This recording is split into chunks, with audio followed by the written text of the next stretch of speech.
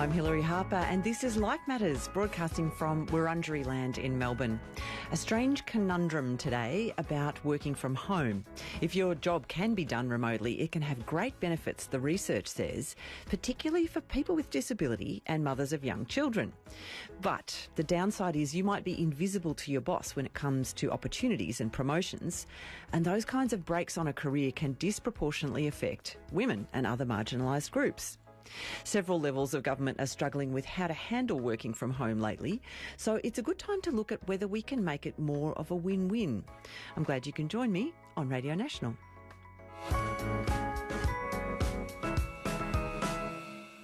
The spotlight is back on the pros and cons of working from home, given some recent edicts from major employers. The New South Wales government, for example, is wanting to have staff back in the office. One of the contenders for Lord Mayor of Melbourne says he'd push for a 4-day-a-week rule for state and local government staffers. Independent think tank, the Committee for Economic Development of Australia, CEDA, says the remote working revolution has greatly benefited particular groups. But if more workers return to the office, how will that affect those groups in terms of things like promotions and networking opportunities and team building and inclusion? Melissa Wilson is a senior economist with CEDA. Melissa, welcome. Thanks for having me. Great to have you on the program. And Brianna Blackett is Head of Content for Future Women, which is an advocacy group that promotes gender equity in the workplace. Brianna, great to have you part of this discussion. Hi, thanks for having me. Pleasure. I'd be very interested to hear from you too if return to office orders have affected you in any way. Do you think that we can have the pros and get rid of the cons? Can it work for employers as well as people who really, really need that flexibility? 0418 226 576. Brianna, can I start with you? Why do you work remotely? Why does it work for you? Oh, there are so many reasons I need to work remotely. I, first and foremost, am a carer. Both of my children have disabilities, so that definitely places challenges in my way as to how frequently I can get into the office and leave the home. I'm also a sole parent, like many people around the country, which impacts my ability to get into the office because I obviously have parental duties I need to take up. I also live quite far out of the CBD, so for me to get into work, that commute is nasty. Plus the cost of money as well. So there are a whole bunch of reasons that working from home works for me. As much as I love actually going into the office and seeing my colleagues, I'm still quite restricted by, the life that I have, and that really means that I can access work by actually working from home. Well, and, we often hear about pros and cons for people of working from home. We'll come back to that in a moment. Melissa Wilson, what are the latest numbers for people working from home, whether that's full or part-time? Yeah, so the latest ABS statistics were from late last year, and they say that 37% of Australian workers, so a bit over a third of Australian workers, are working from home on a regular basis now.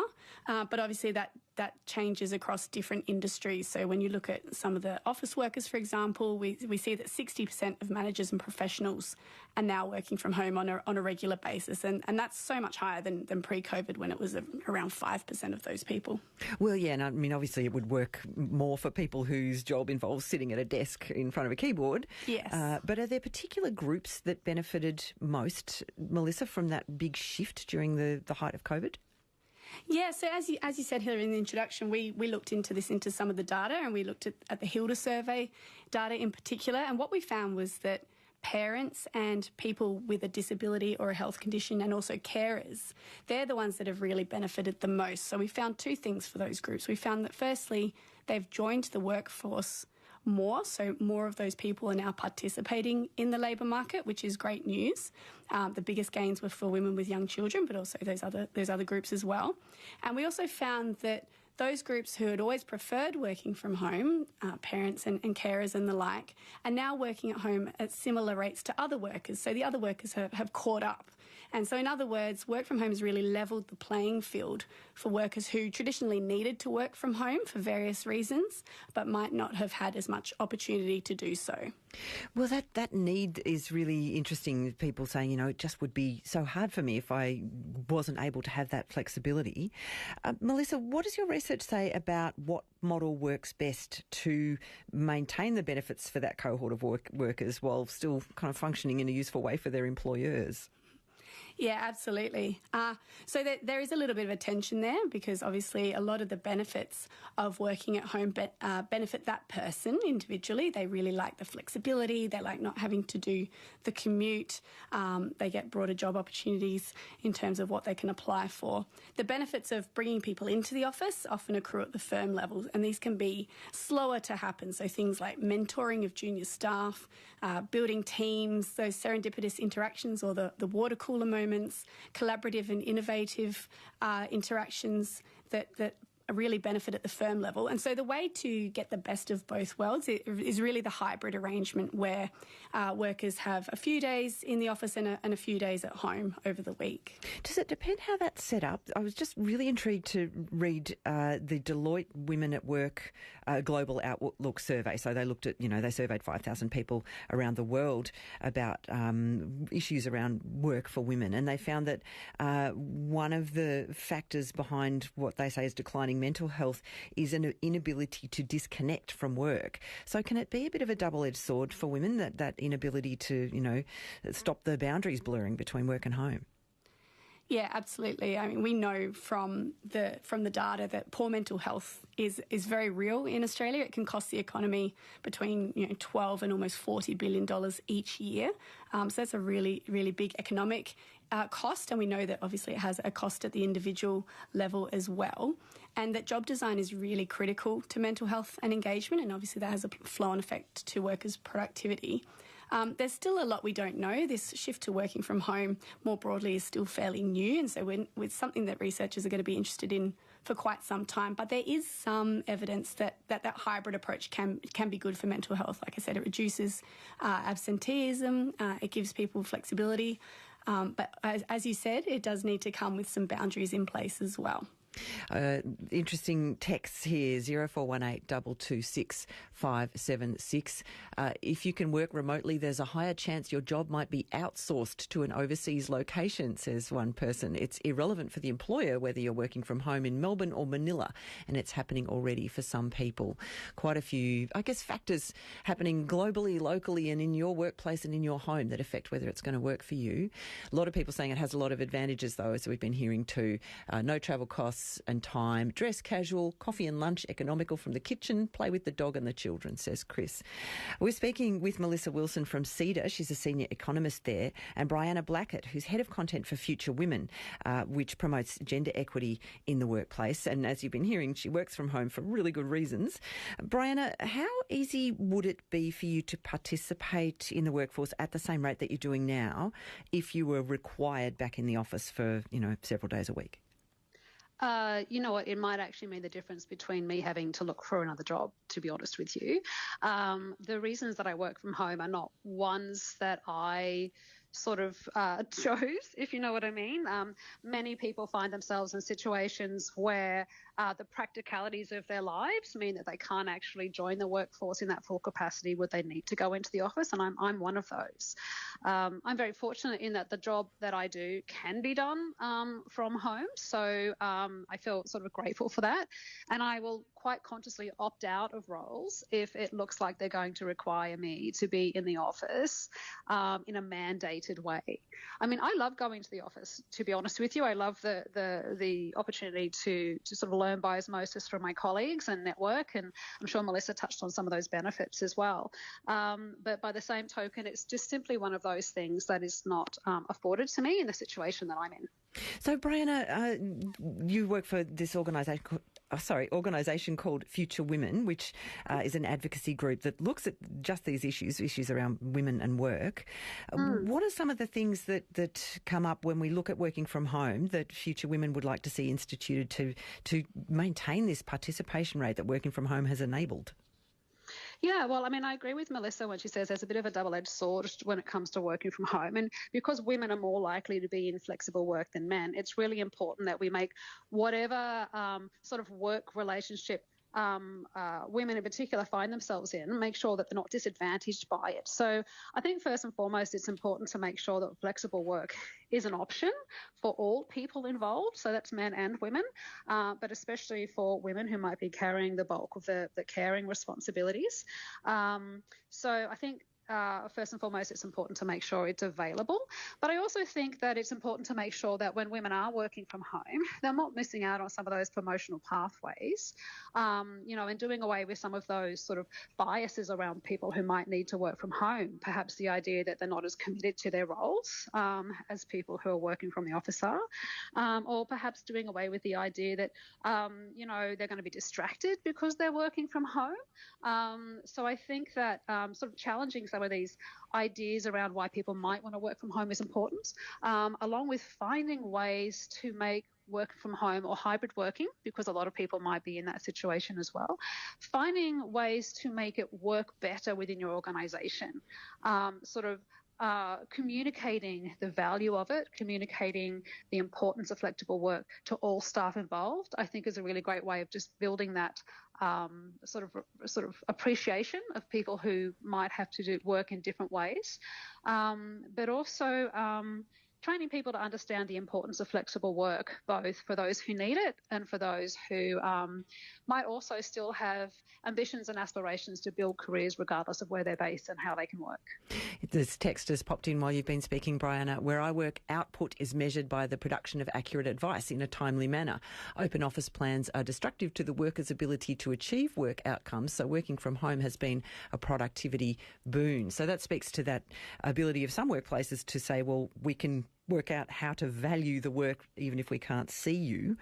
Brianna, do workplaces also need to get a bit more proactive about mentoring for women if more of them are going to be less on their manager's radar because they're invisible? I think that's a really good point. Mentoring or any kind of professional development needs to be something that's offered to all staff, no matter where they are. And I think what your text has said there as well, like it's really important to see the work that's being done in an unseen capacity, if you know what I mean. Take a look at productivity, take a look at quality, take a look at output, take a look at these things. And then also take a look at the people who are working remotely and have a conversation with them. What are your goals? What would you like to achieve? What are your strengths? What skills would you like to attain? And I think basically trying to remind ourselves as managers and leaders that the people who are working remotely will also have ambitions for themselves and their careers, and have a conversation with them about the kinds of things they would like to do, and then find ways to achieve them. Melissa Wilson, US research was pretty disturbing to read. It said that nearly 90% of CEOs are more likely to prioritise in-office employees for career-advancing projects or raises or promotions. So the perception that a lot of people have that working remotely is going to damage their careers sounds like it's quite accurate. Is it actually harder to judge competence remotely, or is that more of a perception issue for employers? Yeah, look, I think there is a lot of evidence that says it can be done well. So there's some recent research that's come out that says that in a hybrid situation, those workers can be just as productive, they can be just as likely to be promoted compared to their fully office-based peers, but the massive benefit is that it increases retention. So when we look at what makes that difference when it comes down to promotions and pay and career opportunities, it comes down to really three things. The first is whether the role is fully remote versus hybrid. And hybrid, we know, can be just as productive and cannot have to impact promotions if it's done well. Fully remote, there is evidence that those workers are less likely to be promoted, so there's some work to be done there. The second factor has nothing to do with productivity, and it's really about the cultures and the attitudes within the organisation. So where we do see differences in promotion rates, it's not about that individual's performance, it's more about whether that is a supportive organisation. Does it have family-friendly policies? Does it expect long work hours? Those sorts of things. And in less supportive environments, we do see cases where judgments are made, for example, based on gender, where men can be penalised more for working from home because they're not fulfilling that sort of stereotype expectation of, they're serious about their career, therefore they need to be in the office. And there can be a signalling effect as well, where productive workers worry they don't want to be seen as unproductive, and so they choose to come into the office. And the third factor that is really critical is good management. We know that managing work from home is more complex. That task falls to middle managers to really bridge the gap between expectations of the CEOs that you mentioned there and the needs and expectations of their teams. Most of them have had no formal training in how to achieve this. they're going to have to think really carefully about coordination. Coordination is really key. That means coordination of people to get teams together on particular days of the week so they can have that collaborative and innovative interaction.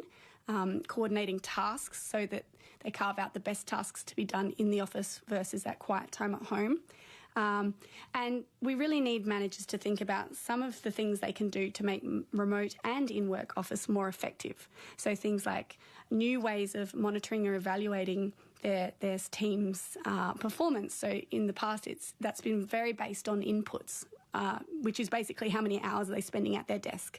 It's not really an effective or smart way of working out if you're getting the most out of that employee. You really need to be looking at their outputs and like Brianna said, the quality of their work as well. Well, yeah, not just keyboard tracking and a number of exactly. keystrokes. That's one output, but it's not representative of quality, is it? Exactly right.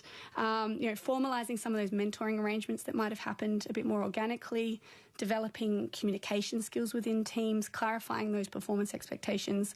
And also, it's not going to be a set and forget. Managers are going to have to really work at this over time, experiment with different approaches and adapt as their needs, the organisation's needs and their team's needs change over time. Stephen from Tasmania backs that up on text. You wouldn't be invisible to a good employer, he says. They'd notice you whether you're in the actual office or not. Stephen says, I'd be looking for another employer that appreciates and respects you and values their bottom line as well. 0418 226 576 if you'd like to contribute your views to this discussion as well. We've been hearing from Melissa Wilson, who's a senior economist with CEDA, and with us today too is Brianna Blackett, who's head of content for Future Women. Now, Brianna, when we think about management and their attitudes and assumptions and approaches to people working from home, Future Women also runs workshops for men, the Changemakers workshops. What attitudes and assumptions around gender and work do those sessions tackle? Basically, we look at some of the structural issues that women might face as to why they can't have the same opportunities as men in workplaces, and also some of those sort of deeper seated sort of societal sort of gendered expectations that Melissa touched on earlier that impact both men and women and their ability to have the careers they want, but also find the work-life balance that they want. Yeah, that balance is the key, isn't it? But how do the men in those workshops react to what they're learning? I mean, I imagine if they've rocked up to a workshop that's run by Future Women, they're engaged with gender issues anyway. But are they surprised at the different pressures on women? I think it's really quite enlightening. I mean, I'm a woman and I went to one of these Changemakers sessions and I find it really eye-opening. And I walked away with ideas around the way I am going to approach my own work as well. So I think that some of the issues that people face are so deep-seated that it's hard to even realise that they're issues. So having the sort of the myths busted around those is really interesting. And I find that most people are really responsive to those and they have those aha moments. There's a lot to take away from those. Whether you're a man or a woman, I think it's something that is basically beneficial to anyone who's trying to bring gender equity into the workplace, to look at some of those issues around why women might be sort of, unfairly treated when it comes to their careers, but also why men may not also have the same opportunities to access the work-life balance that they're looking for as well. Well, yeah, I mean, a lot of people are really, really worried, whatever gender they are, about whether it will affect their chances at work if they say, look, I need a bit of help, I need a bit of flexibility. Is there a sense, Brianna, that, we kind of put our masks on when we go to work and all pretend that we're completely committed to that job for our entire lives, and that, showing any sign of needing help might be seen as weakness and outside the realms of work? Absolutely. I 100% agree with that. I think there was a study done by Deloitte recently that found that 94% of women, and this is just women, who would like to request flexible work are afraid that by doing so, they're impacting their likelihood of promotion. And we also know that men are more likely to have parental leave turned down by women, almost twice as likely to have their parental leave turned down. So there's a whole bunch of fear around asking for these supports, even though that we know that if you get those supports, not only do you improve that person's access to work, but basically when somebody has a work-life balance, they're actually happier in both their lives and at work. We've had texts saying, look, let's just remember that it's not all about office work in the world. The majority of an effective workforce are not employed in offices at desks, health, retail, construction, transport, logistics, manufacturing. I'd say there are quite a few people in logistics and transport that are at the back end behind the desk. But yeah, you're right. I mean, working from home is not going to work for everyone. I guess we're looking at the section of the population and the workforce that it might work for. Just to finish up with, Brianna, what are your thoughts on how you build cohesive teams and make sure no resentment builds up if you've got some people coming to the office and some people at home and some people doing a bit of both? Yeah, I think there's a lot that we can done here, and the beauty is we have the technology at our sort of fingertips in order to make this work. I think first and foremost it's communication. I think managers need to be given the skills to basically, as Melissa touched on earlier, they need to be given the training to communicate the value and the reasons for flexible work options or working from home. I think also that we need to sort of build those water cooler moments into our day through tech these days. Once upon a time when we were all into the office, we'd be gathering in the kitchen, we'd be heading out for a coffee together, we'd be standing around the photocopier, and we'd be catching up on those conversations. That is actually a form of networking, and it leads to other kinds of pathways within our careers. I think we need to build those personal relationships into our work day. So whether it's, at the end of a meeting, scheduling in 10, 15 minutes for a chat, whether it's creating sort of, channels in which people can share pictures of their kids or what they've been doing on the weekend or, their favourite hobby. I think it's just really important to actually build in to the work day opportunities for people to connect, opportunity for people to connect personally so they can share their stories. Not one person who hears of my situations thinks it's a bad thing for me to be, working from home. And I also think that it's important to make sure that you have these conversations so there is no animosity and people feel like they're unfairly missing out. But I know what it's like to be sitting in an office and sitting at home working from my desk and seeing a whole bunch of people working in the office and thinking, on the Zoom meetings and thinking, oh, they look like they're having fun. I wish I was there. And then in the square next to them on the screen, I see someone who's got this lush garden behind them and I think, oh, that looks amazing. I wish I was there. Yeah. It's like the curly hair, straight hair thing, isn't it? Everyone's looking and going, oh, that might be nice. So it's a matter of communicating the reasons why working from home might be an issue and then finding ways to build that cohesion with the technology we have at our fingertips. And then if need be, I think Melissa touched on this, if you can find ways to do in-house sessions every now and then that's also a great way to actually build that collaboration in person, just on a sort of much more irregular basis. Yep. I think we've heard some great strategies today for employers wanting to make sure they can embed the gains that working from home has shown for these particular groups of people, but also make it work for them. Brianna Blackett, thanks so much for joining us today. All the best. Thank you so much. Brianna's head of content for Future Women, which is an advocacy group that promotes gender equity in the workplace. Melissa Wilson, great to have you share your expertise with us today. Thanks for your time. Thank you very much. Melissa's a senior economist with CEDA, the Committee for Economic Development of Australia. A couple of quick texts. It's sad when going to work is only about getting the job done, says one. What about the important social side, as we heard from Brianna? The laughs, the developing policy, new ways of working. It is very important for people to go into the office, says this person. And Jackie says, I take on the bulk of caring for my 91-year-old mother. People are sympathetic to those with little people at home, but the pressures of the aged are not as seen. Thanks very much for all your contributions to this discussion on Life Matters.